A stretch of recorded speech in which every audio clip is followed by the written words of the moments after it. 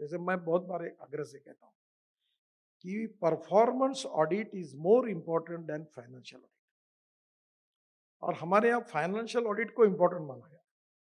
अब मैं मानता हूँ कि performance audit is very important.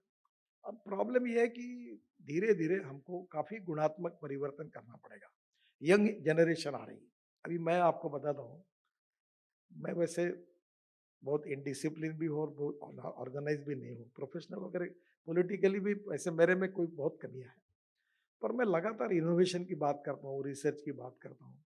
अब मुझे सब यूनिवर्सिटीज, आईआईटीज हर महीने में 7-8 लोगों के मुझे इनविटेशन आते हैं। और आईआईटी में मैं जाता हूँ, इंजीनियरिंग कॉलेज में जाता हूँ, तो मुझे कभी कभी हंसी आती है, क्योंकि मैं अभी 6 वर्ड रिकॉर्ड कर चुका हूँ।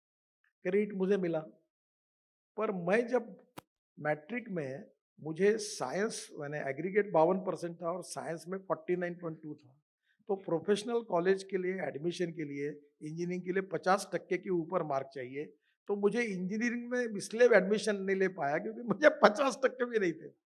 और आज दुनिया के नज़रों में मैं बहुत अच्छा इंजीनियर हूँ और मैं प्लानर हूँ और मैं एक्सपर्ट हूँ।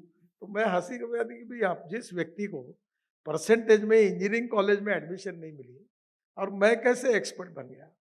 तो प्रॉब्लम कभी कभी यही है कि जिंदगी में ऐसा होता है कि सक्सेस स्टोरी का संबंध केवल नॉलेज की एबिलिटी के साथ नहीं होता।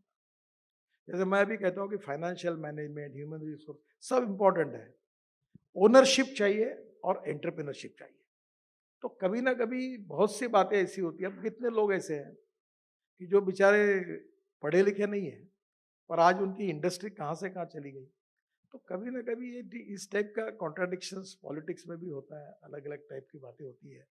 Ultimately you need to understand कि भाई आप क्या चाहिए, क्या बोलना चाहिए और क्या करना चाहिए। और मेरा अनुभव ऐसा है, अभी मैं ऑस्ट्रेलिया गया था।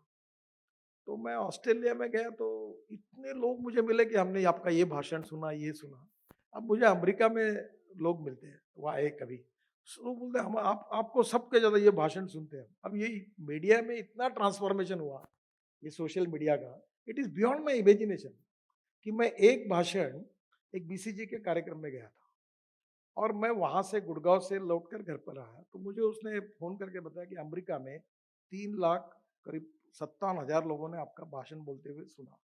अब ये इतना बड़ा इसका फ़ायदा होता है, अब मुझे पैसे भी मिलते हैं यूट्यूब से, तो मैं बोलता हूँ और सुनते जाओ। आपका इंटरव्यू आपने लिया, स्पॉन्सर जो आपका जो कुछ हुआ मुझे मालूम नहीं, पर मेरा जब मेरे इस पर जाएगा तो उसको फिर से 10-20 लाख 25 लाख के पूरे व्यूअरशिप मिल जाएगी। तो उसके रॉयल्टी मुझे भी मिलती है, जैसे वो गाने वालों को मिलती है। तो अब नेचुरली इतना ट्रांसफॉर्मेशन और चेंज हुआ है।